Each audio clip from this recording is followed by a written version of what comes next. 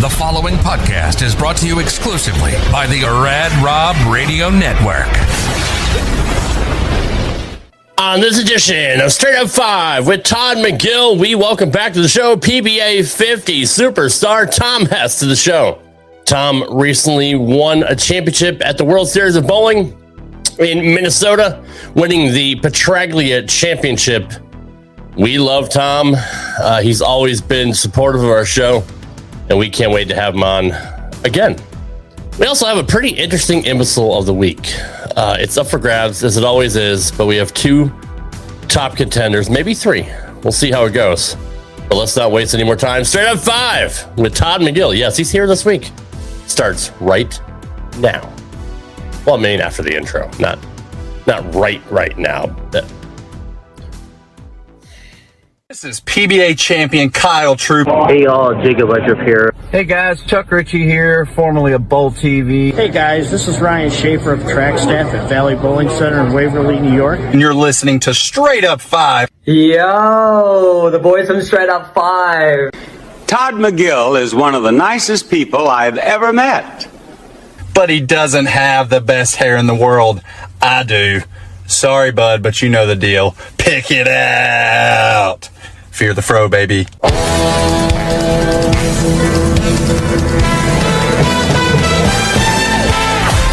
Welcome to Straight Up 5 with Todd McGill.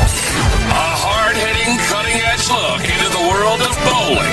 This podcast will not only feature bowling, but we'll give you a raw look into real-life issues. We've had the biggest and brightest stars from the past, future, and present on this show, as we strive to bring you the best the sport of bowling has to offer. So without further delay, let's introduce you to the host of your show, Rad Rob Francois, and your featured host, Todd McGill.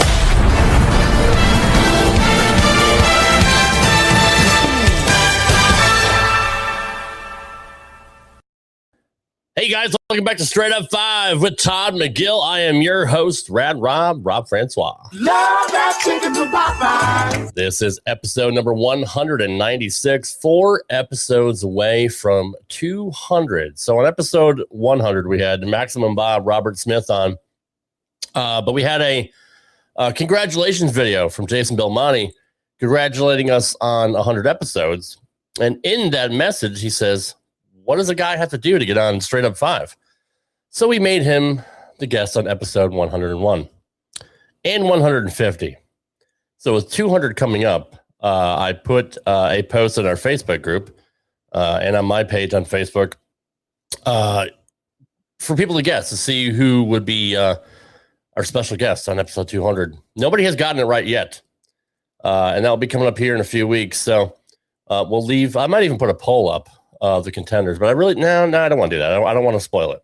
You guys keep guessing, and I'm not going to tell you if you're right or not, other than you're wrong, always. But we'll find out when episode 200 hits. I'm on vacation next week for my 50th birthday, leaving Wednesday after work, which is my actual birthday. So Todd hasn't decided if he's going to be here next week or not, or if we're taking a week off. But regardless, at some point, episode 200 will happen, and you're not going to believe who we have coming on. So hopefully it's Todd said he's going to make it happen. Take that for what it is. That and $4. Actually, it's like $5. We'll get you a cup of coffee at Starbucks. But in any event, there's nobody in our chat. That's alarming. Hopefully y'all will pile in here late. But before we bring in our featured host, it is our new custom here on Straight Up 5 to pay tribute to our troops overseas.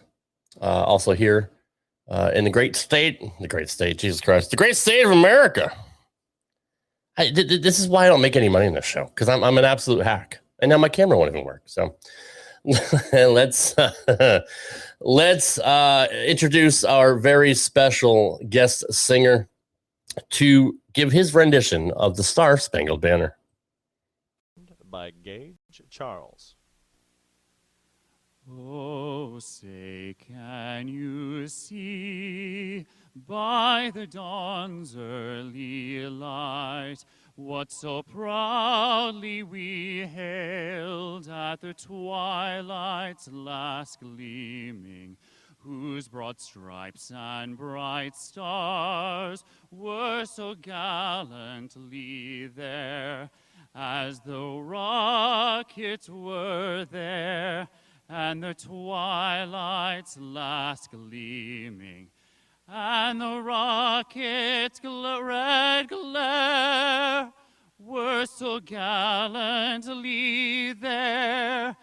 Burst stripes were all there, and the rockets were there.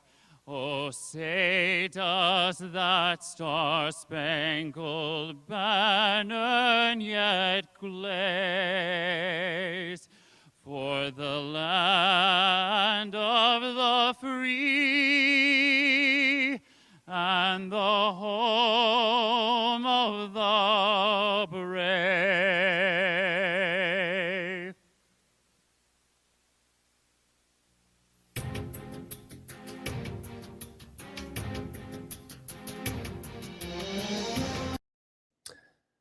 I'm glad the rockets were glazed, and they were definitely there multiple times.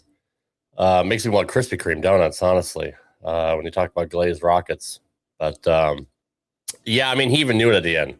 Guy had a great voice. Yeah, he started out strong, and somehow just kind of lost it in the middle. That's one of my favorite renditions of all time. That's going to be a classic. No, the rendition wasn't always there. What's up, Alex? Alex Bermudez from behind the drill press in Modesto, California. What's up, buddy? Appreciate you being here. I'm going to give you an I do. I do. Everybody gets an I do tonight. That's so good.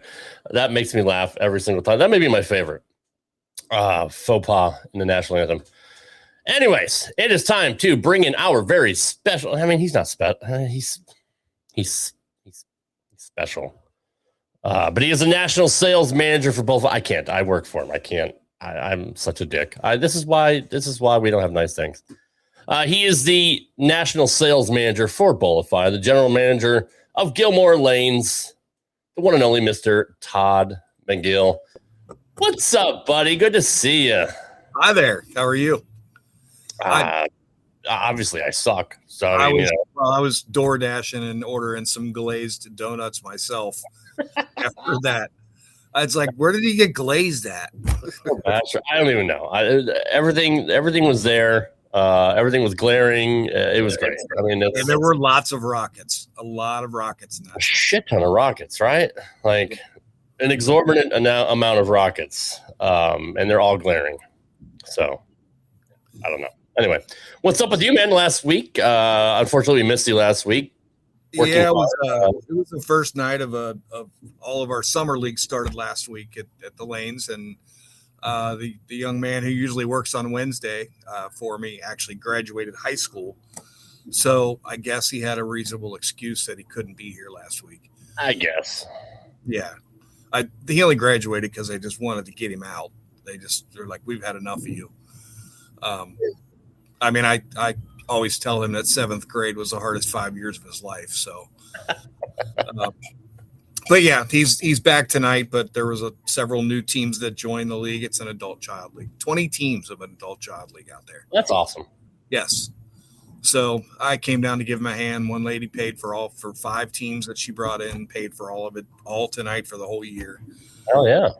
So yeah, I just wanted to give him a hand, and that's why we're down here. And my daughter's with me, because tomorrow is her last day of school, and she said, I don't care how late we stay out. Oh, that's sweet. Yeah, she said, I just want to hang with you. I'll stay down at the Lanes. I'll help clean up, and then I'm going to bowl afterwards. So that's awesome. So he's just kind of chilling with me. What grade is she graduating from? 4th grade. She'll be a 5th grader next year. Yep. Yeah, my daughter's last day is tomorrow. She'll be a 2nd grader next year. So we had an awards ceremony last night at church. She goes to Franklin Road Christian School.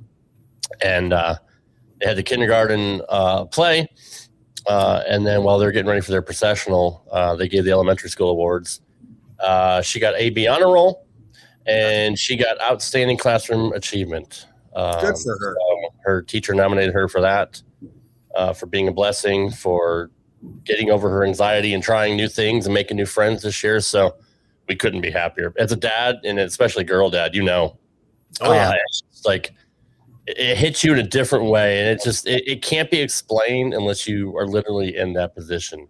Yeah, what it's like to be so proud of your kid. Well, and I know we have a lot of parallels, but our daughters are very similar because Lainey was crazy shy. She still is to a point, but she was crazy shy first, second grade. She just didn't talk to anybody, didn't want to talk to anybody. She just went to school, kept her mouth shut, did her schoolwork.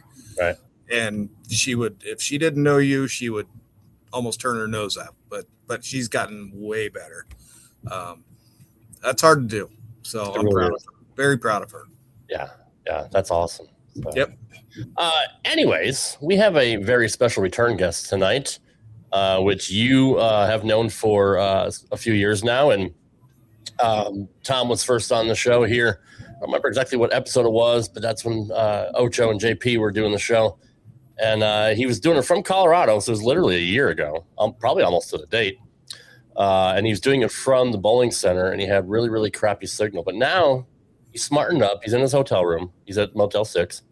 No, he's not. I don't. He's more upscale than that. He's at the Red Roof Inn. But I can see him laughing at the screen. Well, I'm not going to ramble anymore. This show isn't about me. It's about our very special guest, PBA50 Superstar, our friend Tom Hess. What's going on, brother? Thanks for being here, man. You're welcome, guys. Yeah, and I gotta just say that last year I came on right before I was actually getting ready to bowl the Pro-Am. I squeezed it in, and it was about 3 weeks later in the year, and Motel 6 rolled to the riches. I wish I'd have been around then. Barnes got a couple of those. He made, smooth $500,000 or so winning that thing twice. But I'm a Hilton guy, so I'm at the DoubleTree in Greeley, Colorado. Nice. I like the DoubleTree, actually. I'm a fan of their hotels. But no, it's good to see you. You got a nice little view back there. Yeah, man. I love Colorado. My mom lives in Loveland, about an hour from Denver. And yeah, it's cool. It's a cool state. Everywhere you look, there's where she is, you see the Rockies, and it's amazing. It's just a wonder to see that kind of beauty. So Loveland is about 15 minutes due west. I actually went to Loveland for lunch today. Oh, nice, cool. Yeah. Well, why didn't you stop by and see my mom? She's gonna be pissed.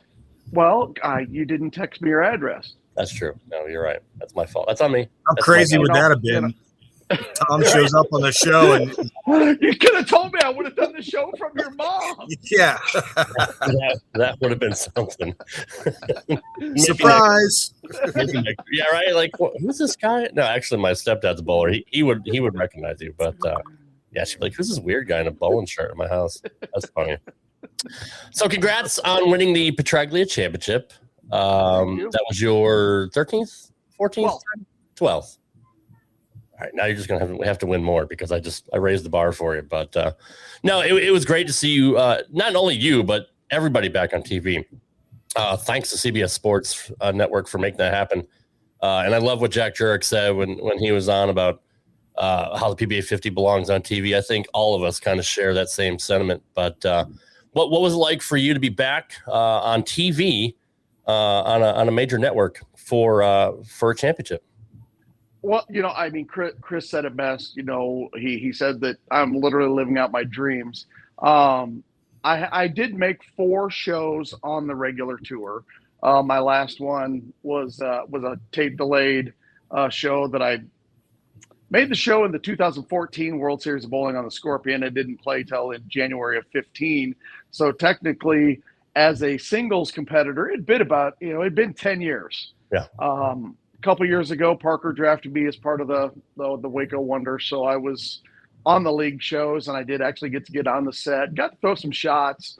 So I've been there, but to be honest, it was a lot of pressure on myself to make one of those shows. The opportunity to get on there, and only 12. I mean, there was 120 bowlers and only 12 spots on the shows for the PBA50. But I got to shout out Tom Clark, Tony Lanning, the PBA, everybody that went to bat for us. I hope that we put on a good show. I think we had 4 great winners. JJ won the first one. Couch won the second one. I got the third one. Doherty got the big one, got the world championships. And I think we put on a heck of a show. I agree. And I know, Todd, you would probably echo that sentiment as well. Oh, 100%. I mean, watching all the guys that I, grew up around watching, when I was younger. And I mean, Machuga getting on a show. The world championship, watching him bowl, his arm swing is still freaking pure.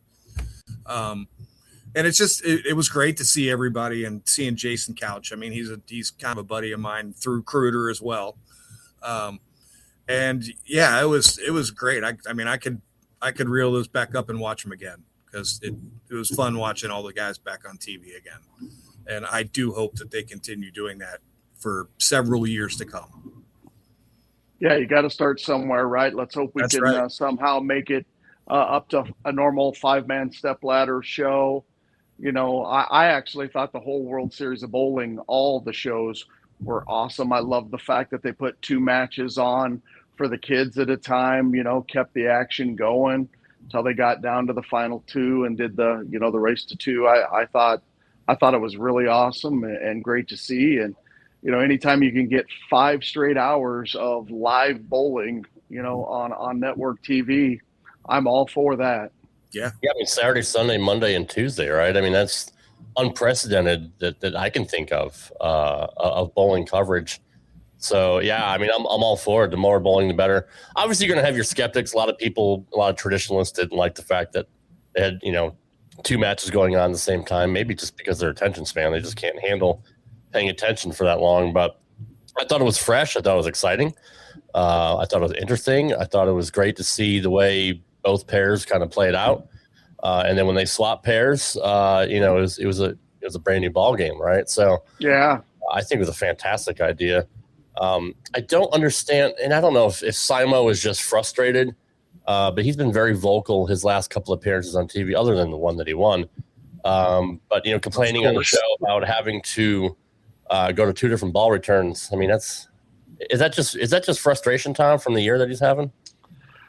I can't speak for Anthony. I can say that I was there for all the shows, and the one, and I hate to use the word negative, but the one different thing for the young men that made their first shows, it was a little different. You know what I mean? Bowling on a non-traditional pair where you've got to wait for your ball and go back and forth and all that. It was a necessity. It's what they needed to do. It's what the PBA felt was fair to have the guys bowl and then have the one traditional pair in the middle for the finals. You couldn't just use 2 traditional pairs, because then if you'd have done that, one match would have been on a traditional pair. So the bowler that just bowled there would have a quote unquote advantage. Yeah. We don't know. It's a perceived advantage. I mean, it could be a disadvantage at the same time too. Right? Yeah. Yes. And getting back to, you're asking about Simo. Like I said, I can't answer to what he was feeling. I love him. He's a great friend of mine. I love the fact that he voices his opinion, and he wasn't happy with it. And, he let everybody know he wasn't happy with it. And I don't know why, other than, what I mean? It's definitely different. That's not something that we had to deal with. We only had 3 guys, and we just basically did a 3-man stepladder. So the whole time we were on one pair.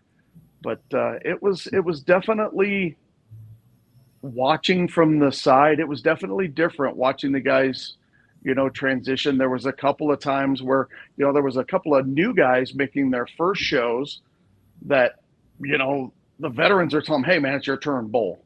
If I had one negative about the fact of 2 matches going on at one time, I wish that they could have slowed it down just a little bit. In the fact that when the guy on the right pair throws his shot, they didn't really even have time to talk about it because the guy on the left pair was throwing his shot. He was going, yeah. So it was a little quick. And kind of, I will agree that it was kind of hard to keep up with. You know what I mean? If they'd have said, hey, after this guy goes, 5 or 6 seconds, step on the approach shot, start your pre-shot routine. Might have been a little bit easier to follow, but as a guy who lives and loves bowling, I mean, it was okay to follow for me. But for the casual fan, they might have been going, whoa, what's going on? This is really quick. I love how it means a lot to each bowler, especially for a guy like Belmo, who has been there and done it for so many years and has been so dominant throughout his career. And to see how losing the final match, I don't want to say broke him, but he was very, very upset. And obviously he posted about it on his Facebook page, that he put so much pressure on himself to win. And I know he said on the show before that he doesn't want to bowl the PBA 50. He doesn't want to be on tour forever because he misses his family at home, and it's just so much being away from them. So the chances that he does get to win a title, and if he falls short, really kind of sets him back. And I know he's been on kind of a tear this year, ever since before the season started, to getting in great shape, bowling religiously, practicing. He's got kind of a chip on his shoulder, even though he's the all-time major winning champion. But just seeing how much it meant to lose that match he was on was kind of hard to see, because we look up to guys like him, right? And guys that, was an innovator of the sport, and to see how much that visibly affected him is it's hard to take. Well, and I think a little bit of that, Rob, might honestly be the fact that the torch might be passing. Right. There's a young man from Bluffton, Indiana, that he's facing a little bit of pressure himself right now. The fact that he hasn't won a title, he's leading everything. He's leading everything at 10,000 points. Yeah. But it isn't eligible for Player of the Year unless he wins. And he's running out of opportunities to win. Now, he's the number 1 seed again, going back to Thunderbolt in Detroit, where he bowled for the Masters title. Yep. And so he's got a great shot. And I don't know who put that rule in. I don't know why it's there. But as a guy who can vote, if he gets second in the World Championships, and of course it all depends on who wins. I mean, if Brandon Bonta runs the ladder and wins and has 2 majors and all that, right, then you know what I mean. You can't vote for EJ at that point. But if it's another first-time winner, and the only people that we have that win to are Alex Horton, who unfortunately has missed a few cuts. He was close. Yeah. I mean, the kid's been close every time, and his first 3 or 4, he was close and then fell off right at the end. And I got to give that young man credit, because I think he learned from all of those experiences of being close of what did he need to do different. And then boom, he makes it out of the PTQ at the TOC, and he wins. And then just a couple of weeks later, he wins at the World Series of Bowling again. And Zach and AJ win the doubles, and then what a year Zach Wilkins could have had after he wins the doubles. He leads the TOC and unfortunately loses to Alex. He could be leading if that one match goes the other way, Zach could have 3 titles right now, and he would be in the lead for Player of the Year. So it's still wide open, that PBA Player of the Year race for me. With they got the Duke, they've still got the World Championships to bowl with the final 9 guys. Yep. And the Duke, the Lucy, and the Lucky Larson, those all count as PBA titles. So if even if EJ doesn't win the Worlds or the Duke and wins the Lucy with his partner, I mean, that technically gets him the title to be eligible. And it'd be interesting that if he doesn't get one of those, will he hop on the plane and go to Sweden to try to get that title? I would imagine over in Sweden. I mean, I would. Yeah. If I was in that situation, I absolutely would. Yeah. And the Duke is in Alex Horton's hometown, so he could be a 3-peat winner this year. You never know. And he's got such a great head on his shoulder, and there is no question we're going to see a lot of Alex Horton in the next couple. He's so grounded. I think him and Brandon Bone just being so close to each other, you're going to see them go at it next season. Like, I'm looking forward to the new crop as well that's coming up next year. Guys, if it's anything like this year, This is incredible. For the first time in the history of the PBA, they made the decision to give 3 collegiate players direct entry right into didn't have to bowl the PTQs. Yep. Two of them have won. Yeah. And Spencer and Brandon. And I don't know who the 3 are next year, but I got to figure Brandon's going to be one of them. Bryce Oliver was actually supposed to be one of them this year. I'm pretty sure, but decided, hey, I want to go back and get my master's. He wanted to finish his school. So I think Bryce Oliver's one for next year. So I don't know if there'll be 4 next year or how that's going to work. But I just talked to Bryce about a half hour ago. He's a great kid. Yeah. And to me, as an old guy, I'm 56 years old, guys. So my time, I might have thrown my last ball on the PBA Tour, but I'm still obviously going to be bowling the PBA50 Tour. We'll have to see. What next year brings. I would like to keep bowling. This year I bowled the U.S. Open, the Masters, and the TOC. Those are the 3 I'd really like to bowl.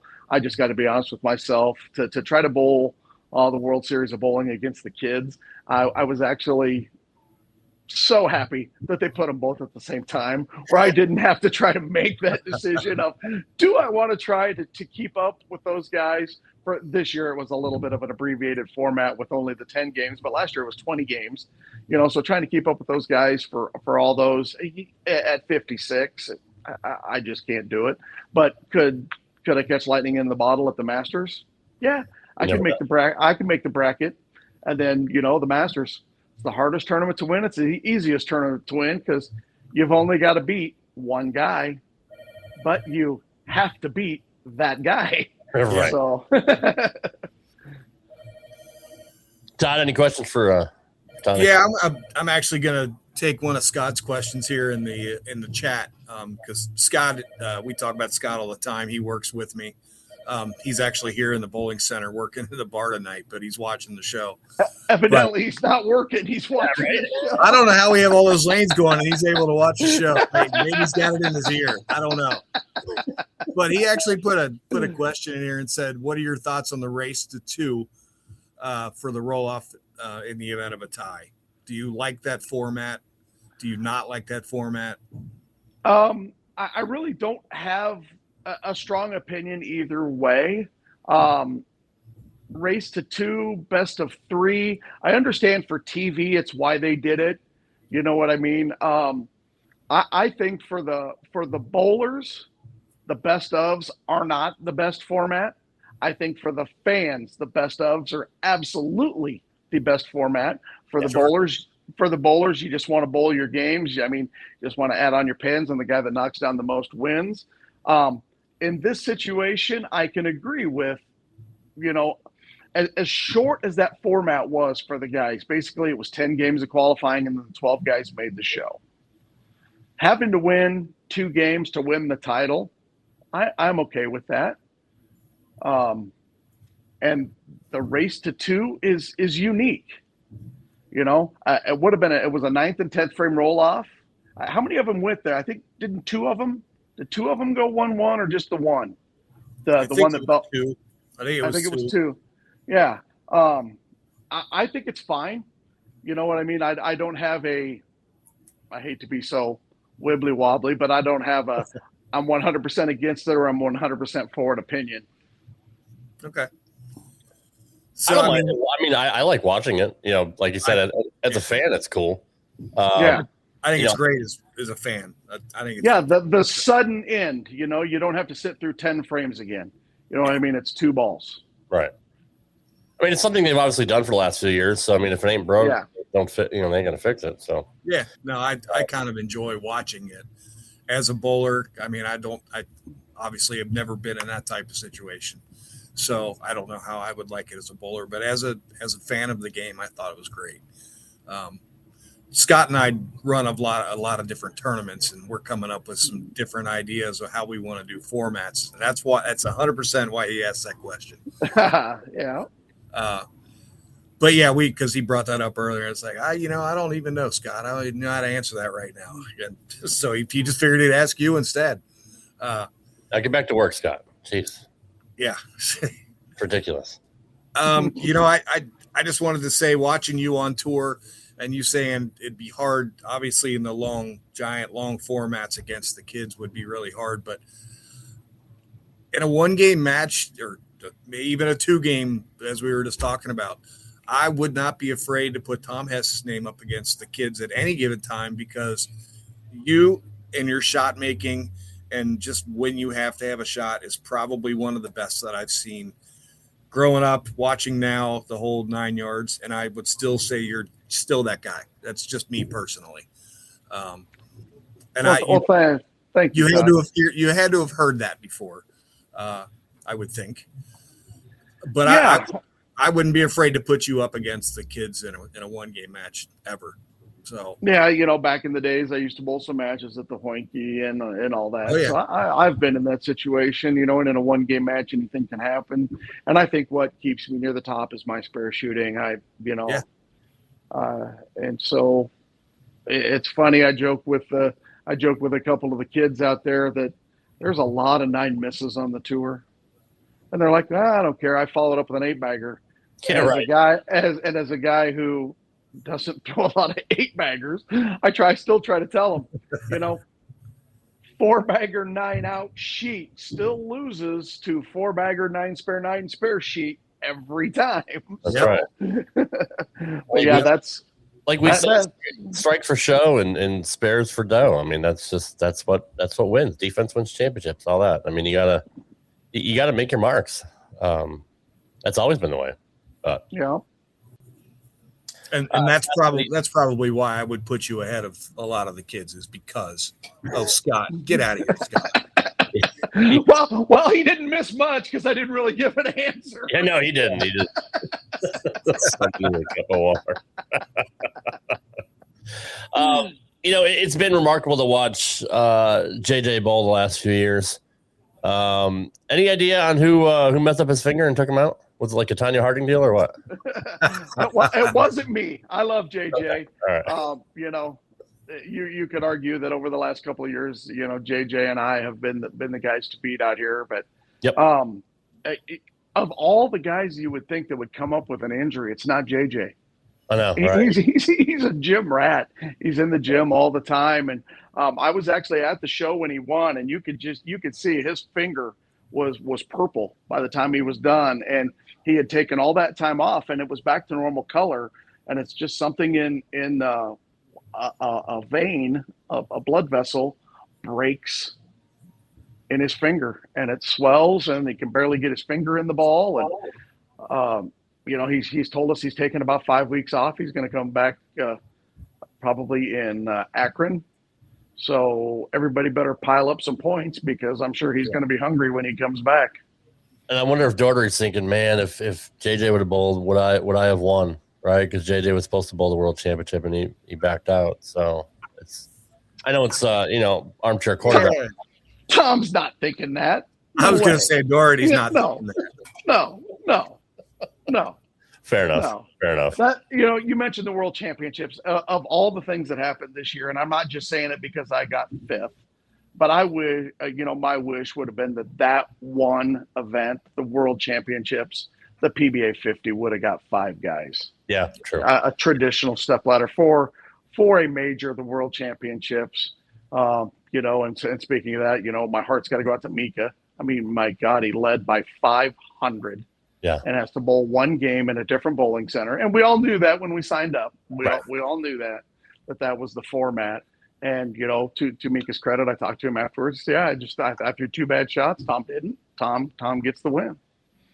Do you know the reason why they wanted to go to a different center after qualifying in one and go into the other for TV? Did anybody mention it or why? I don't know. I don't know if it was trying to get the PBA into the 3 different centers. Mm-hmm. I don't know. I don't know if it was a time restraint, that the 2 centers were open for qualifying, but not for the TV show.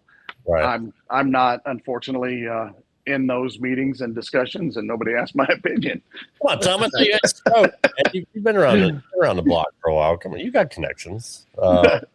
And then waiting a month to do, the kids' world championship, like at a different place.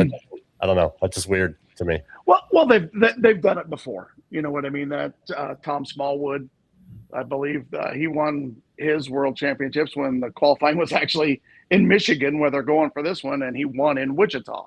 So, and again, you know what I mean? It's things that they've done. Everybody knew when they signed up what the format was. You know, Tom Clark would be the guy that would probably have the answers to the whys to why they do that. But, you know, everybody knew going in. And, you know, for this one, something that could happen that hopefully they take advantage, and they know the 9 guys. Right. They've got a month to blast the crap out of it, to show the 9 guys, this is what we're going to do, to get some stories, to actually tell some born to bowl type stories about the 9 guys that are going to be there. And, you know, hopefully that happens. And hopefully, you know, I think the biggest reason for that one, excuse me, guys, is that the finals are actually not on CBS Sports Network. They're on CBS. Right. Yeah. That final show is on big network TV. So for that to happen, the players are going to give a little bit and understand, you know, for that to happen. And I do like your idea about kind of profiling the nine bowlers, because that's something we've been saying on the show for a long time now. Is I want to know more about the bowlers and why I should be, you know, have a rooting interest, or you know, why do I invest my time in watching these guys? Tell me why it's so special for these guys to be on the show and humanize them like Born to Bowl did, and we're so thankful for that. And we're thankful for the new bowling channel that came out on Roku TV and several different platforms as well. That's a huge step forward. But yeah, I would love to see, I don't know how they can work it out logistically, but to see, you know, profile these guys, whether it be on, you know, their Facebook page or YouTube channel, or even on, you know, a blurb on CBS Sports. That's a great idea, because fans want to pull for somebody, and they want to know why and what this means to them, right? What's their why? Not just bowling for a major championship, but why they love the sport so much, or, you know, they've been bowling since they were 6 years old, or, you know, a guy like Simo who's freaking fixing, you know, pin decks and working as a mechanic because he loves bowling. Like, he literally just wanted to do it. Like, that's stuff I want to know about, right? Like, that's cool stuff. That kid, well, he's not a kid. I call him a kid because, you know, they're all younger than me. Right. But Simo, he wants to know everything about bowling. And I don't know if you guys saw, but on Facebook the other day, he posted how much of a joy it was that he got to work at the Gold Coast. Yep. Yeah. For the Queens, that he was actually on the mic in the back on the machines while the show was going on. Yeah. You know, and he's not the only one. I mean, there's other guys that have pro shops that are in the business. EJ owns a bowling center. Sure. I was talking to him, you know, he was on that last show with him and Ronnie, and he's like, Ronnie made the comment about, yeah, you'll just be back at work Monday. And EJ went, Monday? I'll be back at work tomorrow in the center. So, you know, those are the stories that need to be told. I think the guys with Born to Bowl did an awesome job. And, you know, unfortunately, they can only get so many guys. But there's so many guys out there with great stories, you know, that need to be told. I agree. I mean, the more focus and coverage we can have of bowling, the better. Especially because it's not as hot as a commodity as it was, you know, back in the 80s and 90s when we were watching our guys on ABC and you know, ESPN and stuff like that. And they had, you know, the Winter League, the Summer League. You know, there was always have bowling on TV in every season, and sure, we don't get that now. But Todd, let me interrupt you, Rob. Sure. We have more ways to watch more bowling now than ever before. As a guy, you guys both know that I'm part of the Bowl TV crew. Yes. I love doing my sidelining job. And back when it was free on ABC, you got to watch 5 guys bowl 4 games. Now, for like $15 a month, you can watch every ball of the tournament. Last week at the Queens, Bowl TV had 17 channels covering the Queens. Holy smokes. I think in the 70-lane bowling center, I think 1 and 2 and 69 and 70 were the only ones that weren't covered. Yeah. That's and, you know, for $15 a month, you can watch it all. You can see the stories leading up to what happens. We can't always cover every pair. We wish we could, believe me, as a guy who pours just as much into the Bowl TV part of it as I do the bowling part of it. We want to be able to cover everything. Sometimes there's just limitations to what you can do and what you can't. But there's so many ways to watch bowling now. You can watch college bowling, ladies, the PBA50, and I implore guys, if you're not a Bowl TV subscriber but you're a bowling fan, I understand. Yeah, hey, it sucks to pay to watch bowling, but you are paying to watch everything else. You're just already paying for it, I mean, it's right. It's no different than a Netflix subscription or Hulu or anything else. I mean, right. You don't just get the current events. You get the whole back catalog. Yeah. You could go back and watch. I mean, Bowl TV has an archive that you can go back and watch everything. There's a coaching section. There's tips. Bowl TV is such a bargain for the $150 a year or whatever it is that I should know that as an employee, right? I guess. But ironically, being an employee, I have an account, but I still pay for one for my wife. So we still support it. And I just ask, if you're a bowling fan, that's the best way to support bowling. And I'm glad you brought that up, because I was going to bring up how much I love Bowl TV and how much I love watching qualifying. And just seeing the grind, right, and seeing the changes that the guys makes, and seeing how the lanes break down. It's really, really cool. I went to the ITCs and ISCs at Smyrna Bowl when Justin and Brandon Bone were bowling, and watching Bowl TV coverage there. And a couple of people did complain about, we can't see 1 and 2. There's no camera. Well, I mean, Jesus Christ, they can't do it all. Right. Yeah. But right. But the fact you guys even cover that is just it's a cool thing. Whether it's the PBA, the PBA50, the PWBA, or the college kids. There's a lot of bowling. Like, you can't even digest the amount of bowling that there is on Bowl TV. And you're absolutely right. It's a steal of a price compared to all the content that you get. And just think about it. If it was around in the 80s and 90s, everybody, I think, would have a different perception of who I think is the greatest winner our sport's ever seen. Well, I don't think, I know. Walter Ray. Yeah. But you see him on TV. Well, again, like I mentioned, 5 guys bowling 4 games. And he's always red ball up 5, red ball up 5. That was the joke. If they could see the qualifying, Walter was playing 5th and 6th arrow just like everybody else. Yeah. But he's just so damn good that when he got on the show and it was on the fresh, this is what he did. So your knowledgeable fans that know a lot about the sport know that. But the people that only watch on TV think, oh God, all Walter Ray does is throw it straight up 5. That's literally why I came up with the name of the show. I was literally based on Walter and the way he played in the 90s. That's funny. That's literally why I came up with the name. So you get to see, the moves that these guys make. And I didn't get to watch much of the last World Series of bowling. But, Schlem and Joey came over the last day because the PBA50 actually ran 1 day longer when the kids had a day off. We actually had our 16 games of match play. So I was talking to the guys, and they were talking about there was so many pillars. I think it was like 8 lanes, pillars, 8 lanes, pillars, and how different the lanes were on the right and left side of the pillars. So then you're talking lanes playing different.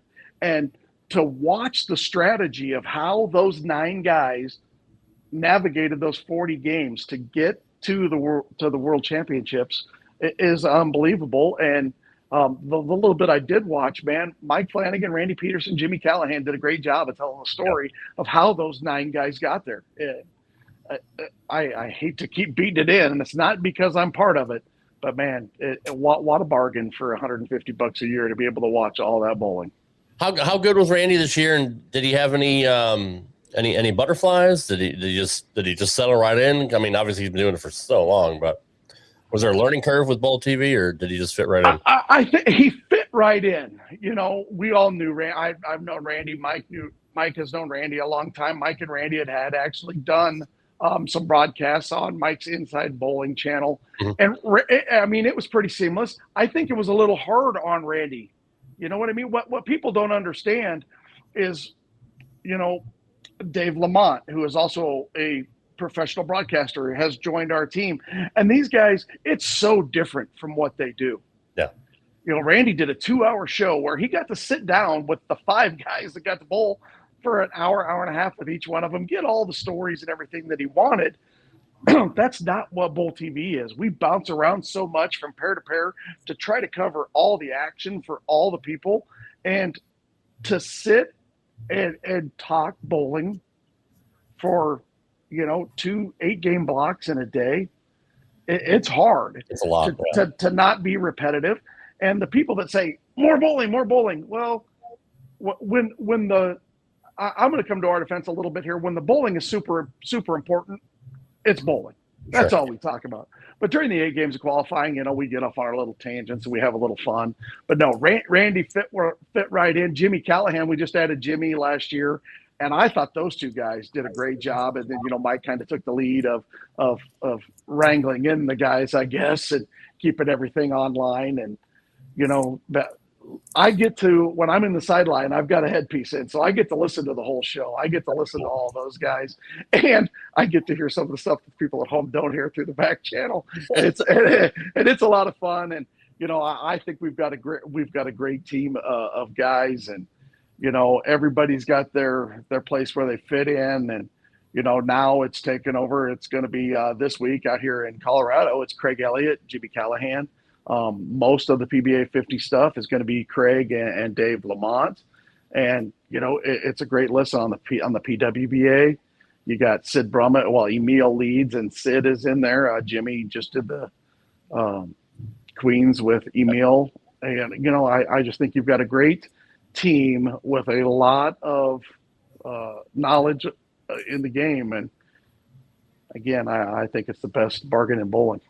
I love Dave Lamont. I think he's fantastic. I think he's going to just get better.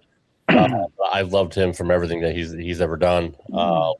Super nice guy, super smooth, great voice. And I'm glad that Randy kind of fit in because, like you said, sitting down with the stepladder guys and getting to know them and prepare for the show is one thing. And you're on TV for 2 hours, but when you have to fill that much time. During qualifying and no commercial breaks, right? Right. That's hard with a live mic for that long. But I'm glad he got used to it because that's a different side of Randy you really don't get to see. Sorry, guys, got to take a look at the scores over here and see how I'm doing. No worries. Down to 13th. Ricky Schisler. Come on. 1 game to go is leading the Senior U.S. Open. Ricky Schisler. What? I don't even know. I've never heard of him. 197 over. He's 2-hander from Colorado. They have 2-handed on the 50 tour. That's unheard of. Yeah. That's crazy. Yeah. You ever think of doing that? Nope. No, never want. Well, let me say, yes, I've thought about doing it. I've done it. I can't throw it hard enough. My rev rate does go up a little bit, when you put that other hand on top of the ball. Sure. But I'm about as flexible as an I-beam. So to try to get this body back far enough to where I could get enough speed on it, I can't do it. If I were to make the change like that, I would probably do what Doherty does.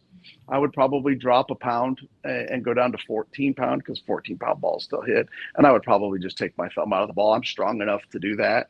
But right now I don't need to do that. I'm able to keep up with the guys that I want to keep up with out here. So what's funny is when I had Kevin McCune on a couple years ago, he was making a couple shows, but he was really getting frustrated with his results, and he even contemplated going to 2 hands at that point. And I'm like, holy shit! Well, what kind of rev rate would Kevin McCune have if he threw 2-handed? I don't think he obviously didn't make that change. But I mean, even Robert Smith was talking about it at some point too. It's like, what do I have to do to kind of keep up, with these guys? So it's funny to see pros that have been there and done it. Still kind of question it. It's funny. I might put Kevin McCune in the speed dominant. I don't think his rev rate is high, but he throws it so hard that Kevin might actually be better if he threw it 2-hand, because I don't know if he could throw it that hard with 2 hands. And if his rev rate stays the same, but he slows it down a little bit, he might be a beast. That'd be fun to watch. Oh, Well, he's fun to watch no matter what. He's a beast anyway. That kid's an athlete, and his dad was too. So I mean, it's the apple for other reasons. Right. Well,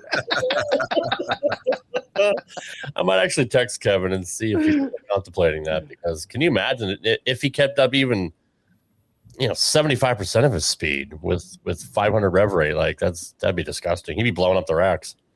I still don't understand how every time his ball touches the 1-3, it doesn't strike. It doesn't strike. It's just beyond me. It depends what just fall down, just out of sheer horror and shock of what's coming. Yeah.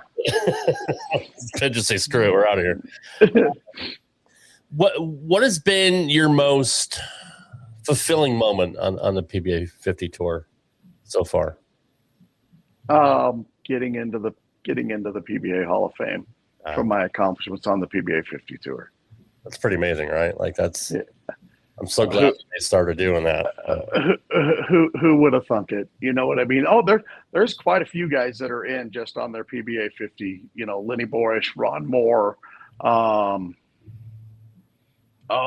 There's a couple.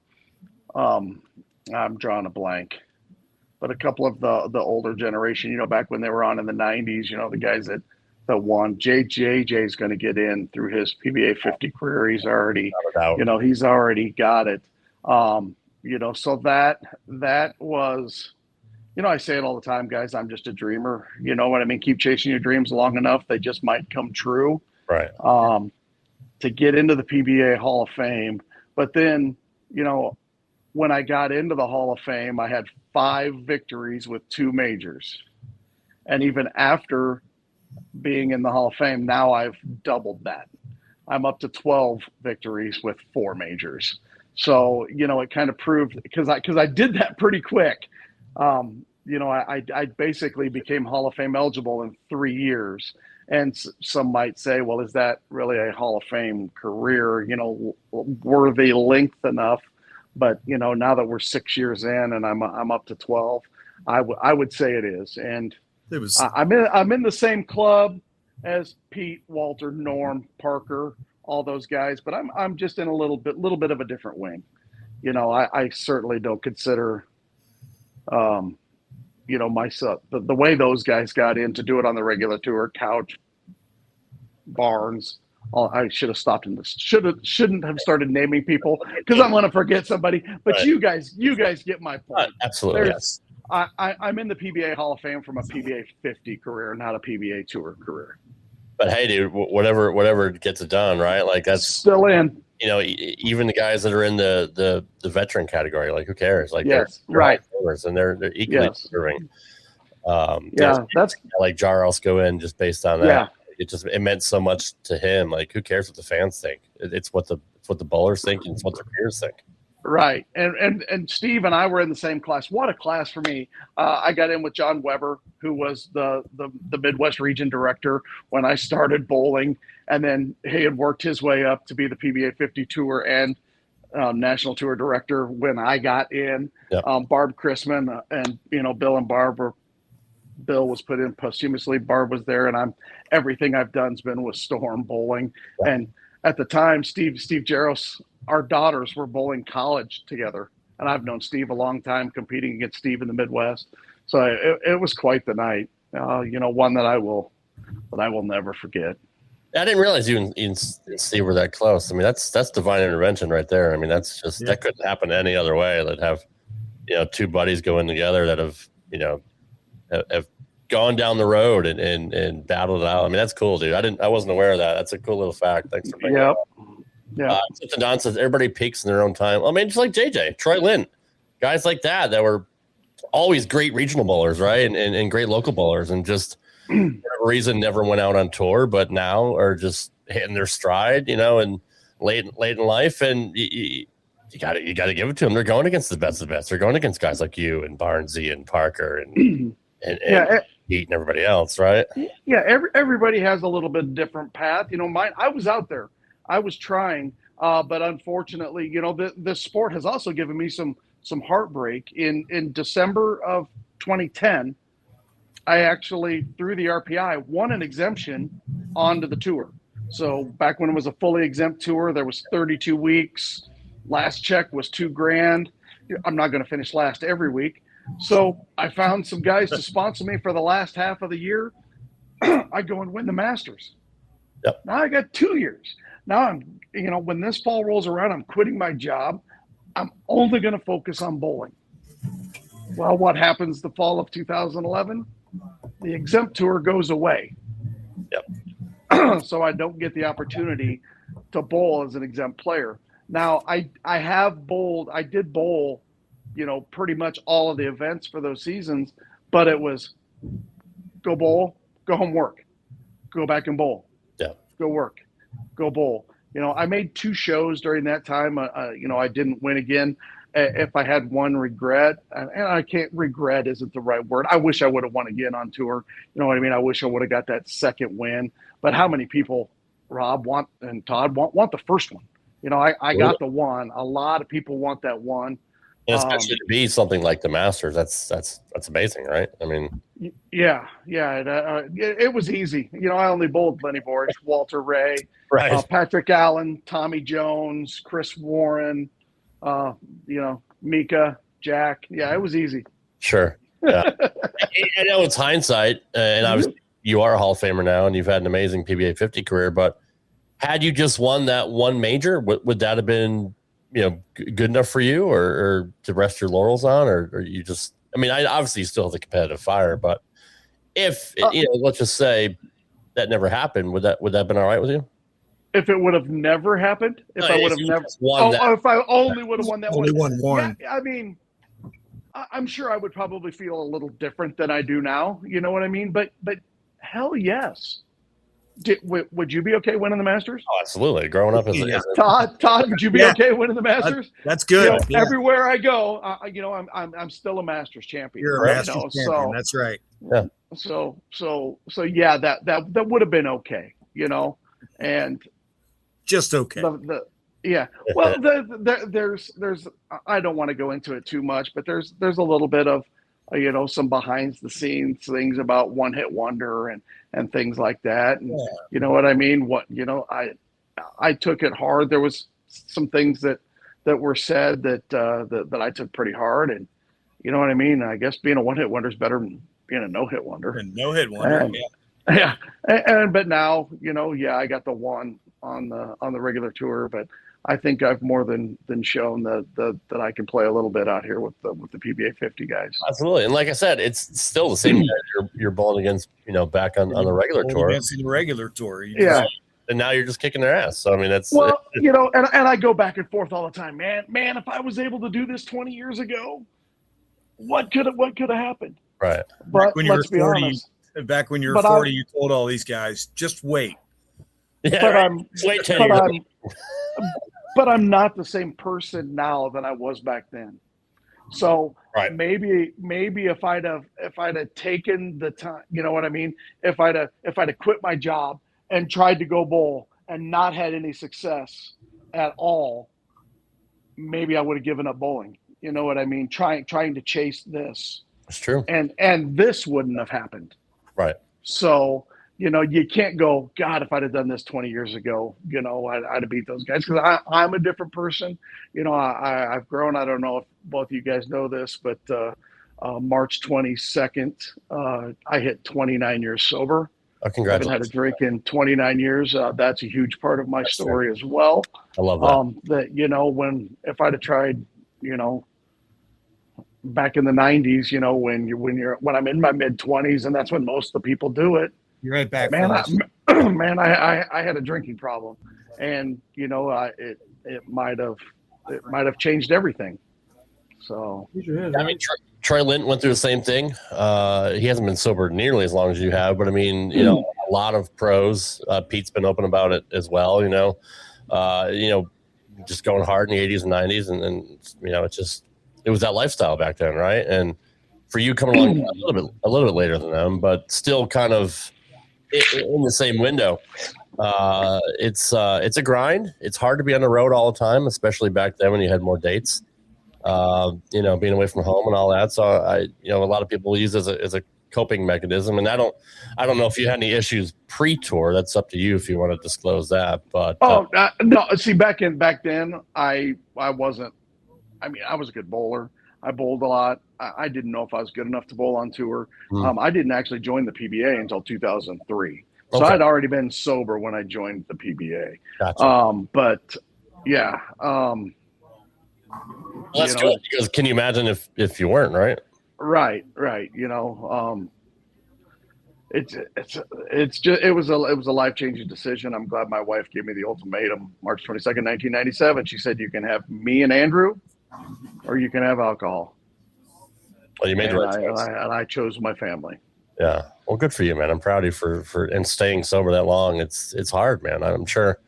There's always temptations, right? I used to smoke. I've been not really anymore. I really don't, Rob. Anymore, actually, that's good. I mean, like I haven't smoked cigarettes since 2009, but there's times where I'll dream about having a cigarette, right? It's like, I don't know. It's like subconsciously that craving still might be there, but no, good for you. I mean, that's really good that you're over that. Because I mean, it's hard to stay away from it sometimes, right? Especially have friends that might go out to dinner with and they're having a cocktail or whatever, and you're like, man, that'd be nice to just have a Jack and Coke and just kind of unwind. But well, maybe not that strong, but that's what I do. Well, yeah, I drank a little of the old number 7 back then. The one thing that I tell people all the time is, with all these craft beers, I was a beer guy. I love drinking beer. And I think I would like to drink a couple of these craft beers. At 56, I think I'm way more mature now. I think I could handle it. Right. But it's not worth it. It's not worth it, yeah. You know what I mean? If you go 50 times and you have 1 or 2 and then you stop, but the 51st time you have 51 of them, then it ain't worth it. And I don't need it that bad, and my life is much better without it. So I know it's kind of hard to tell, and it's a little bit of trying to predict the future, but given the way you're feeling right now and the way you're bowling, how many years do you think you got left in the tank? Oh boy. Well, the way I feel right now, I'm all original parts, no fake knees, no hips. There's a lot of guys out here already that have that. True. I can't imagine, not having a good 6 to 8 years. I've said it. I'll say it again. I'm trying to break Walter's record. He's got 16. Yeah. I'm trying to catch that. I've really got 2 goals to do out here.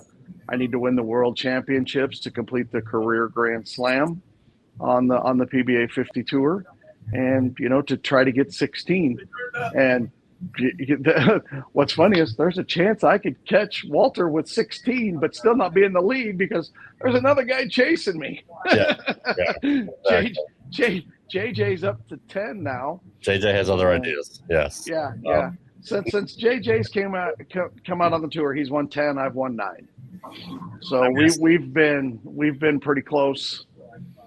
That's why we hold you in such high regard on the tour, is because you're not afraid of anybody. I mean, even JJ, you go out there, you throw your shots, and whatever happens, right? Like, we had Danny Wiseman out a few weeks ago, and I asked Danny, like, what were you thinking of this moment? We did a watch along of his match against PA from Miller Park, and he's like, I wasn't watching it. I've never watched anybody bowl. Like, I just put my head down. I don't look at the score. I don't watch anybody else's shots. I just literally go out there and do my thing. And I never realized that. That's hard to do. That's very hard to do. That's, that's one of the best pieces of advice I got. I'm an emotional guy, good or bad. It's who I am. It's why I win. In my opinion, it's because, everybody knows, you can tell from 70 feet away whether I'm happy or I'm mad. And sometimes when you're watching your opponents and they get a good break, I can go right back to the World Series of Bowling on the Monticelli in my match against Bill Rowe. He bounces the 3 out of the back, makes the 4. Yep. I get up, then he strikes, I get up and I ring a 10. The frustration of watching him do that and then me ringing a 10, I'm already down because I'd already had a split early in the match. Right. But the frustration made me miss a single pin. You know what I mean? I missed two. Yeah. I missed two single pins the whole PBA50 World Series of Bowling, both of them in my match against Bill. Now, that one that I'm talking about there was a little bit of frustration came out. I missed it. Didn't really mean anything in the match because at the time I was down 30. Sure. The other one I missed was huge. It was in game 5. I had a chance in game 4 to shut him out. Didn't make my best shot, left the 210. But then I made the 210, went strike 4 pin to make Billy mark, and he got the slow roller to get the 10 out to force game 5. Yeah. And, I started game 5. I got up, I threw the strike. Bill Rowe, great player. He gets up, throws a double. I strike. I ring a 10. And I'm not bad. It's way early in the match. And I missed it. Parker, I roomed with Parker. I was rooming with Parker at the World Series of Bowling. And he said, Tom, I could tell you weren't mad. You just didn't get completely set up. You were so in the moment. You've been, you know what I mean? You've been making so many of them. What did I do? I took it for granted. Right. I missed it. Bill Rowe does what champions do. And he stepped up and threw a double, and the match was pretty much over at that point. You know what I mean? The momentum was gone because I didn't do a very good job of completely letting that go. It still affected, you know what I mean? You're already thinking, you're already feeling defeated, after you just let him. And I let him isn't the right. That's not the right. I didn't close him out. He stepped up and won game 4, and then you give him that, and then he does that to you right after. So, yeah, that's. I don't know what got us started there, but I kind of got way off on a tangent there, and it's like the '86 World Series when the ball goes through Buckner's legs. People forget there's a game 7 that the Sox could have won, but they didn't. I mean, it's just they almost got defeated because of that loss because. They even put on the friggin' scoreboard at Shea Stadium. Congratulations to the world champions, Boston Red Sox, before the game was even over. So, and Bartman. I mean, there's so many of those. I'm a Cub fan. You know what I mean? Yeah. But if Alex Gonzalez fields the ground ball, the Bartman play doesn't matter. That's true. That's very true. And if Grady Little would taken Pedro out, maybe this would have lost in 2003. But anyways, Todd doesn't have any Reds things because they haven't been relevant for a while. Easy now, easy. Charlie Hustle's the only name I can remember. Back before the Cubs were relevant, I used to say, you know what Cubs stands for, right? Completely useless by September. I was a fan when you were still with a fan. A lot of that too. I was a fan with all of that too. Yep. And there's a lot of lean years at Fenway Park as well. I mean, they're losing again to the Brewers 4-0 right now. How many years I have to hear 1918 until they finally did it? It's like, I mean, every team goes through that, unfortunately, but some of us have been waiting a little longer. That's true. That's true. In any event, how cool is it though for the world to see Bill Rowe on TV? I mean, that's just if the average bowler doesn't know who if an average fan doesn't know who he is, like us that are have inside knowledge know how good he is. But I'm glad the world got to see him on TV. I wish they would have got to see a completely healthy Bill Rowe. Unfortunately, Bill's been dealing with a little bit of an arm issue, and he actually withdrew from the World Championships with 3 games to go so he could get some rest on his arm. Yeah. He's another one of the guys that, a lot of the bowling world doesn't know about, but, he's probably the best player, ever out of Canada. Zach Wilkins, Zach and I are pretty good buddies, and he's Zach's idol. Zach looks up to him. I've never asked Frankie. I don't know if Bill's one of Frankie's idols, and I guess I should be careful saying about Bill being the best out of Canada when you got a guy like Frankie with a TOC and a couple of U.S. Opens. Frankie's not bad. Yeah, he's okay. He can play a little. He can play a little bit. Yeah, he's pretty good. Yeah, Bill's another one of those. Another one of the stories that we talked about. With JJ Troy Lent. He's got a pro shop. Never really chased the tour, and now he's trying. And he's another one of the guys. There's a few guys out here. There's there's some great people out here that I would love to see get that title. Yeah. You know, so they can fulfill their dreams of being a PBA champion. He's one of them. The guy that I bowled that I beat, you know, Ron Hurt, 27 years of serving our country in the Air Force, a great guy. I'd love to see him get a title out here. I just didn't want it to be against me, obviously, but right. I would love to see him get there. There's so many good people out here, you know, and a couple that have, you know, some that come to my mind. John Burkett, you know, professional baseball player. Yep. He said winning on the PBA50 Tour was the best sporting moment of his life.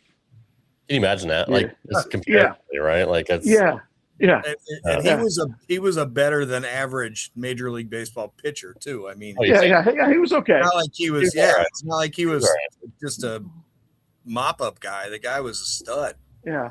You know, some of the guys that have become my friend, Michael Haggett. You know, he's again served our country for all those years. Yeah. He's Michael Haggett's from right up the street here. I'd see him pretty regular. He's a great dude. Yeah, Dan Knowlton's got a couple of titles. You know, John Rakoski. You know, there's so many great people out here that just never did the PBA Tour that are now getting the opportunity to chase PBA titles, PBA national titles out here on the PBA50 Tour.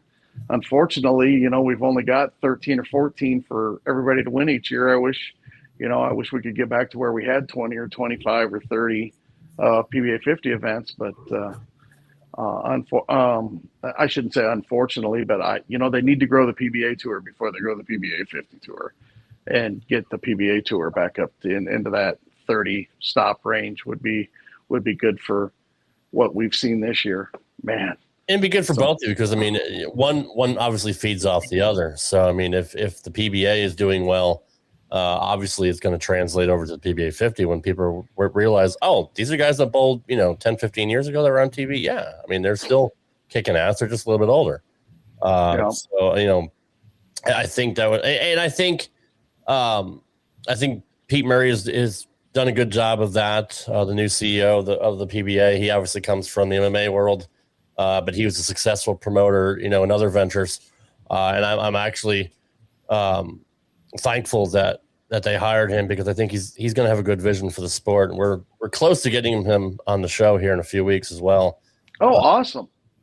But, I think with fresh eyes, somebody that's new to the sport, but has that proven background, I really hope he grows the sport, because I think he's the right guy to do it. I truly believe they put the right guy in charge. And that's no disrespect to anybody else before him, or Tom Clark or anybody else, but because Tom's done so much too. I think nobody works harder for the PBA than Tom Clark. No, nobody cares more about the players and tries to do everything right for the players and gets a bad rap for whatever reason. But I don't know. But I think Pete Murray is the right guy for the job. I hope so. I hope he gets it turned around, and this young crop of talent has a place to bowl for the next 50 years. Yeah, and they're so good too. Just seeing the rookies this year, they're I won't say light years ahead of the previous generations, but you got to think of how different the game is now, and how, like you said, there's more ways to watch bowling than ever before. But even with YouTube, being able to watch old tapes, right, and try to learn from some of the old guys.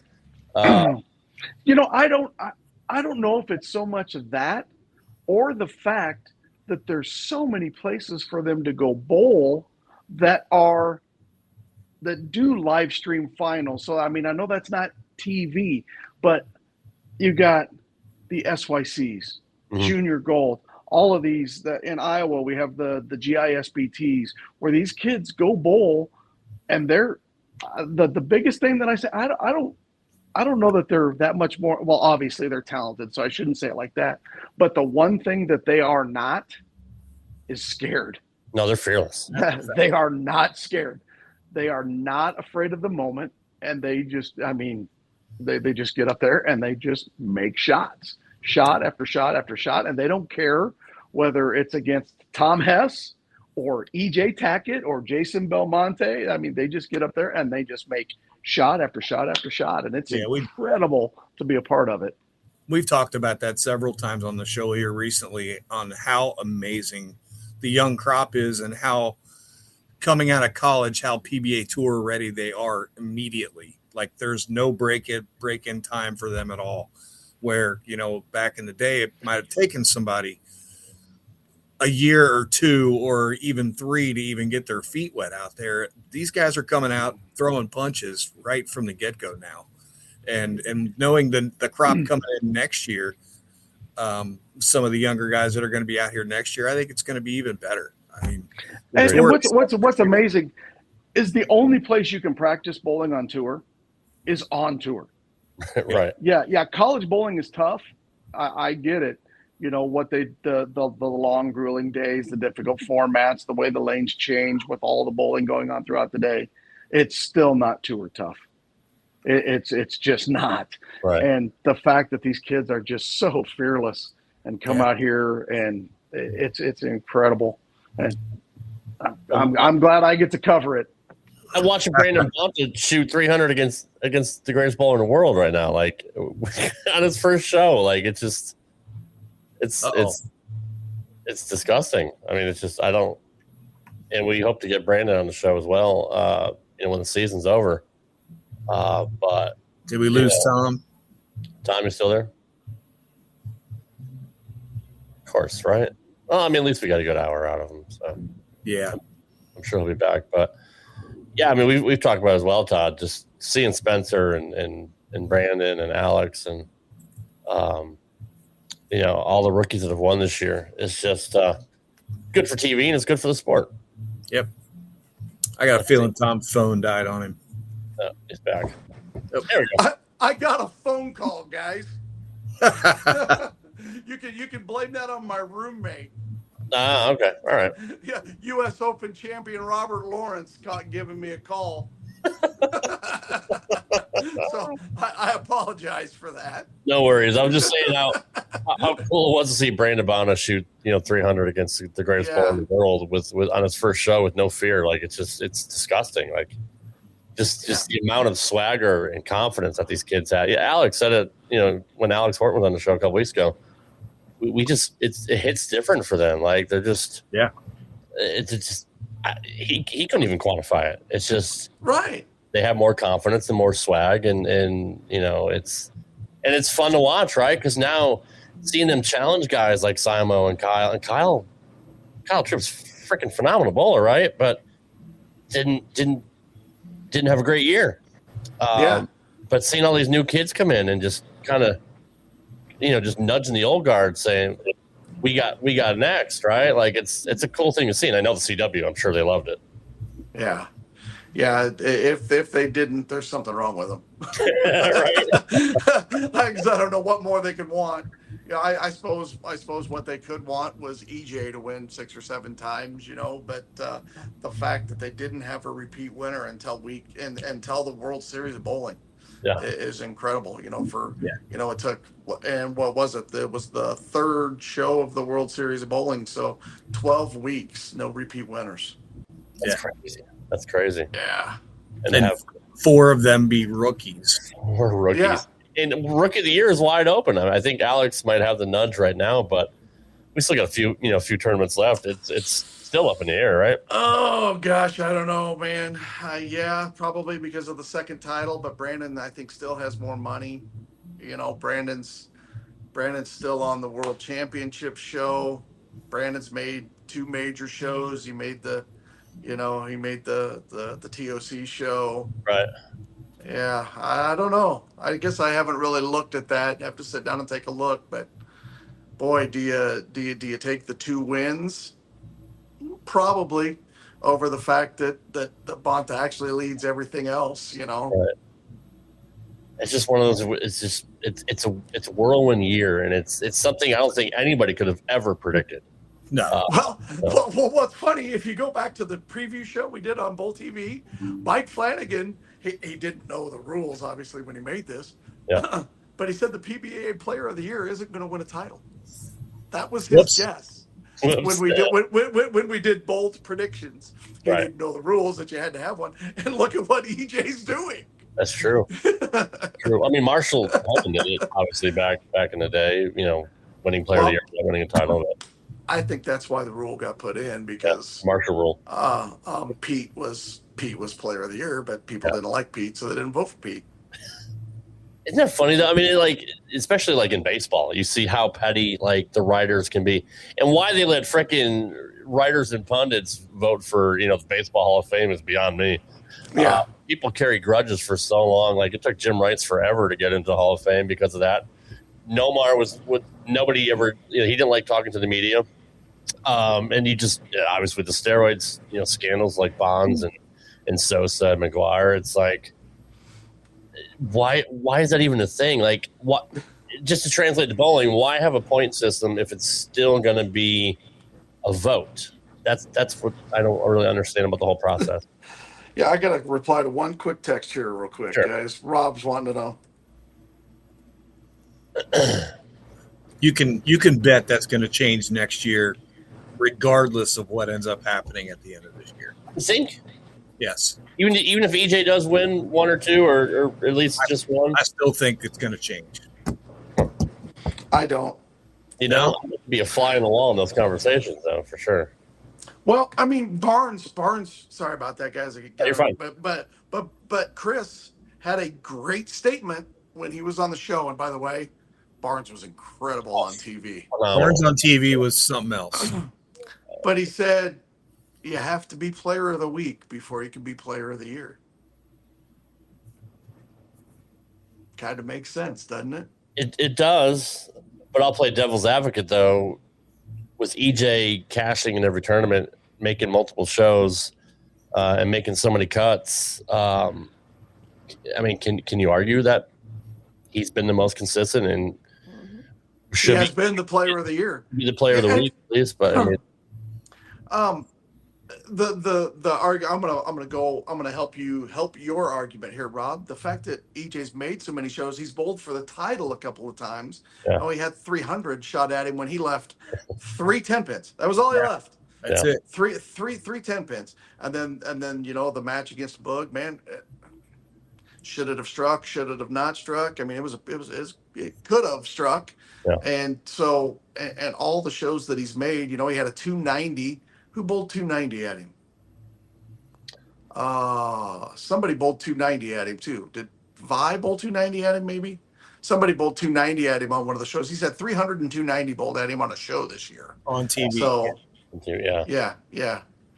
So you can go back and forth. I don't know. I don't see him changing the rule. It'd be interesting to see this. Yeah, I mean, it's because there's so many EJ fans, right? It's almost like when Jeff Gordon was winning championships in NASCAR, but I hate Jeff Gordon because they hate a winner. You have a lot of people that don't like EJ now just because he's won so much. And you get that in just about every single sport. Those people need to sit down and have a conversation with that young man. Oh, I was going to say, absolutely. Like, literally one of the guys. Yeah, he's incredible. And does so much for the sport and even a lot of stuff that not even, people don't even realize. Right. He's going to, I still think even when he's done, he's going to be a great ambassador for the sport. I don't see him ever leaving the sport of bowling. And I think he'll be involved in some way. He owns the center. Yeah. He owns the center. Yeah. But I still think he's going to, either if he goes into commentary, or if he just helps be an ambassador for the PBA when he's older.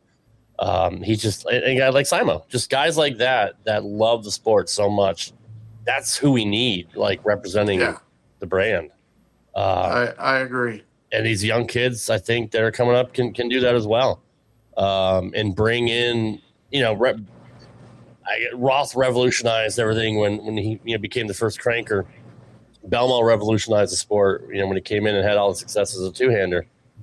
The success of the kids that we're seeing now that are coming in, I think that's going to be hopefully another revolution in the sport, to where you have all these kids that see rookies winning on the tour against the best of the best and wanting to go follow in their footsteps. Like, I really do hope that happens. Yeah, me too. I hope they can get the field size up to where, because guys going through those PTQs, it's brutal. Man, it's brutal. Those are soul crushing. Mm-hmm. And then there's such a short sprint that, oh my goodness, I can see his face. Who am I thinking of? Not CJ. Oh my goodness. Oh, Julian. God, I could see his face. I couldn't get his name. Julian Salinas. Yes. Julian had to bowl through some of those PTQs, and he is so talented, and he missed a couple. You know, I mean, one bad game in those can just take you out. So Nate you know, Garcia. I hope that they can. I hope that they can get the field size up, so we get that influx. Because I think you're right, guys. I think seeing all these young kids, first-time rookie winners, not just first-time winners, but rookie winners, with the way college bowling is growing, hopefully we get 100 new guys trying the tour next year. And P-Dom, you got to think about P-Dom being on tour that long and finally winning a tournament, and it's a major. Like, that's it's been one of them years, man. Like, it's really been a pleasure to watch everything. Yeah, I don't know how many actual national tournaments Patrick has bowled. He's a great player. I don't know that he's ever, it's just been the last couple of years since he had that great Masters run. Right. That he's basically been out here every year. And I'm not trying to knock Patrick. He's a great friend of mine. But his story and mine are the same. 40 years old. I was 41 years old when I won the Masters. Yep. I think Patrick's a little older than that when he got his win. And it's just awesome. It's another one of those guys. Just keep chasing your dreams. You never know, they might come true. That's right. He's so smooth. He's so smooth that you wonder why he hasn't won more, right? Like, it shows you the level of competition that he's going against every single week. Yeah. I mean, him and Frankie, got to be the, shot maker. Hell, they're all shot makers. If you throw a bowling ball and you throw a strike, you made a shot, right? Right. But for the success that both those guys have, and what do they have in common? Well, I mean, Frankie's got the 2 U.S. Opens and the TOC, and Patrick's got the U.S. Open, the lowest scoring, toughest events. Those guys that know how to bowl and keep the ball in front of them and play the lane and repeat shots. Yeah. Patrick's a guy that I hope, solidifies and gets that second one. Nobody thinks that him winning was a fluke. No, but that's kind of what I felt. You know what I mean? The people thought it was a fluke that I won the Masters and wanted that second one. And I hope he's a guy that can get that second one and solidify, the fact that he did it. And, we were talking about PTQs and how tough they are. What was the first thing that he said? No more TOC PTQ. No more PTQs. Yeah. That's so cool. That tells you what those PTQs can do to guys. Well, I mentioned Nate Garcia's been on the show several times, and he took a lighter schedule the last few years because it was so tough. And especially with, Elise bowling, on her side too. Do you go with her? Does she go with you? They've kind of had to walk that line, but Nate's had a really good year this year and got deep in a couple tournaments. And he's another one of those guys that has all the talent in the world, just needs to get on TV and get his crack at it. But I mean, there's so many guys like that. And again, with the new crop coming in next year, man, it's gonna be fun to watch. I'm looking forward to the future of the sport. Yeah, it's incredible, and I hope it keeps growing. Like you said, I think Peter Murray's the right guy to join Tom Clark and the people that are already established here. Tony Lanning, the tournament director, and make some great decisions and drive the PBA forward. Well, Tom, I appreciate you always, brother. It's always good to talk to you and have you on the show. We love what you do for the sport, whether it be still bowling and winning tournaments and trying to overcome JJ every week, or the time you put in covering the sport that you love on Bowl TV and doing such a fantastic job at it. We appreciate you and what you do for the sport that we love. So I appreciate you guys too. It's fun. I'm not a big podcaster, so I don't watch a lot of the shows and stuff like that. But the fact that you guys take the time to do this and try to entertain the people is awesome. Well, we thank you for that. Todd, anything for Tom before we let him go? I don't. I just hope it's not, like 10 more years before I run into you again. So hopefully I'll get a chance to run into you at one of the stops when you're close by. And let's hope we get around Cincinnati. There's a couple of big centers there, right? There's a few. You can always come. I'm going to be in Columbus working the PBA50 World Series of Bowling. So well, there you go. Trek on up. Come up hour and a half drive up the road. So I'll come up and see you. Bring that other guy from Cincinnati with you too. I haven't seen him in a while. I'll get Cruder with me. We'll go for a road trip. So very good. Thanks, Tom. Appreciate you, gentlemen. Tom. Thank you very much. I appreciate it. Let's hope I do something cool here in the next couple of weeks, and we can come back on the show again. All right, buddy. That'd be awesome. Good luck, man. We'll be pulling for you. Go get you guys 15, 13. Just win the rest of the year, and I like just that win them plan. out. Just win out. Just win out. I like that. You know, hey, I won the Senior U.S. Open and the Senior Masters back to back. Why not? You know, my first year. We're doing it again. There you Senior go. U.S. Open, Senior Masters next week. Can I do it again? We know you can do it. You just go out there and do it, bro. Yeah. I definitely can do it. Just got to go out and get her done. All right, get her done, man. We'll talk to you later. Thanks, Tom. All right, thanks, guys. Have a great evening. Thank you. Bye-bye. I love Tom, man. He's so good. He is so good. Such a natural talker as well. I mean, that's obviously it's cool to see guys like that and Barnesy and some of the guys get into the television side. And like you said, Barnesy was so good on commentary. I know he's done it in the past. You know, he's been on TV before doing commentary, but to not do it for that long and to just jump right on national television and start calling games. It's cool to see guys like Barnesy and Tom do that. So, and Tom's fantastic. That was a really good show. I'm glad we were able to get him back on. What's next for you, Todd? Have you made your decision if you're going to be here next week? Or are we just gonna have to wait and see? Well, it's Lainey's first week off of school. Okay. And she has already asked me if we could do something next Wednesday night. So, well, there's your answer. There you go. Kind of really need to spend the time with her on Wednesday night. How dare you spend time with your daughter? I know. Yes, right. So no, she asked me. She asked me earlier. She goes, "Can we go somewhere next Wednesday night?" And she went to whatever. So if that changes, though, I'll be here. But I'm okay with that. No, you go spend time with her. That's obviously more important than a bowling podcast. But I'll be away on my 50th birthday trip, and you'll be spending time with Lainey. And well, that gives me an extra week to work on that 200th episode guest that I'm talking about. That's true. All right, we're gonna wrap it up here with our imbecile of the week. It's time for everybody's favorite segment.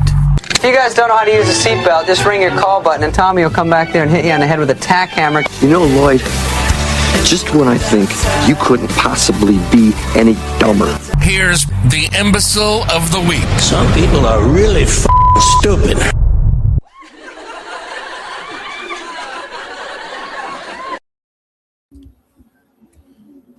And Todd is on the move. I am. He's on location. Do you have to go, or are we good? I'm getting kicked out of the office here. Okay. All right. We'll try to make this one quick. This comes from Bowling is a Sport. Anthony Papa had a question. Okay, just getting back at it after a long time. Is rev tape legal? Oh my goodness, I saw that same post. Yes. Robert Sawyer was very, very adamant about his position. Of course, it would help me if I put the comments in the right order. No, Jesus Christ. I suck.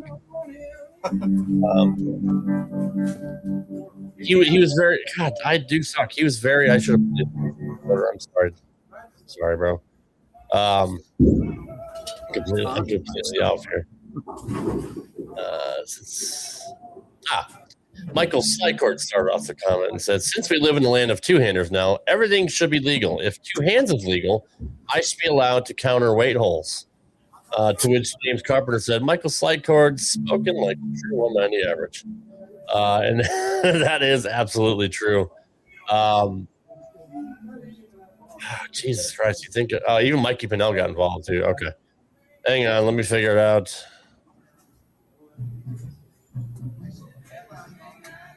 Oh, fuck's sake. You know what? That's what happens when you don't prepare for anything.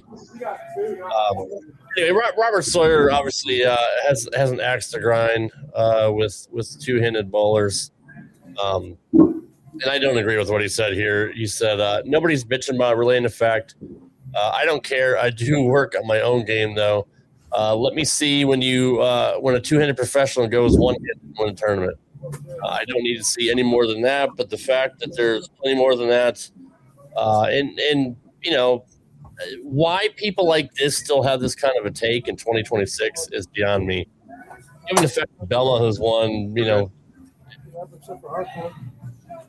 the fact that Belmont has won so many titles, and Simo and Kyle, and there's just a whole generation of two-handers. Why do people still have an action plan with two-handers? I brought you out by the desk, and Scott just walked by and heard you say that. And he said because they suck. Thanks, Scott. Appreciate that. Shocker. Should have expected that out of Scott. Yeah. It's like I know there's just a few outliers, and it's not the majority of the fans that say this, but people are so upset and are thinking it's cheating when you're still releasing the ball with one hand. I mean, if you're going to go pick on that, you're going to pick on guys that bowl no thumb, like Mike Miller and some of the guys that do it now. Like, there's nothing illegal about it in the rule book. Why would some schmuck think that it's cheating to throw it two-handed? Right. They just do. They literally do. We could find the imbecile of the week every week, and it would be about the same topic. I mean, it's true. It's you true. You wouldn't have to look very far either. And I should have been more prepared this week. I apologize that I make no bones about the fact that I suck at my job. But I know you got to go, and I appreciate you being here, especially, on your day off again at work. But enjoy the week off next week. Have fun with your daughter. And we have... I'm sure I'll talk to you before you head out of town.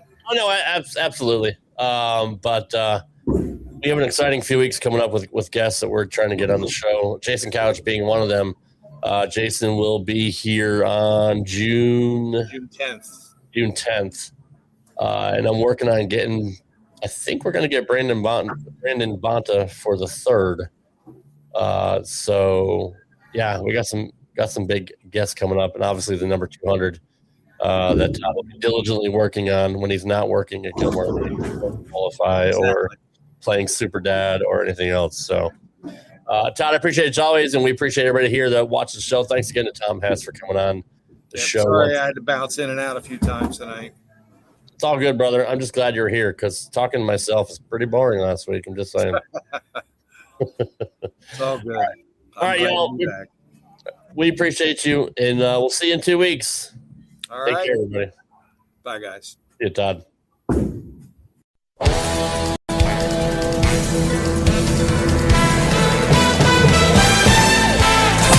Thanks for watching Straight Up 5 with Todd McGill. You can follow the show on X at Straight Up 5 Pod. You can follow Todd on X at TMT Bowling. And you can follow Rad Rob on X at Rad Rob Entertainment. Follow the show on Instagram and TikTok at Straight Up 5 Podcast. We'd love to hear from you. You can email us with comments, questions, or suggestions at straightup5podcast@gmail.com. We'll see you next time for another edition of Straight Up 5 with Todd McGill, right here on the Rad Rob Radio Network.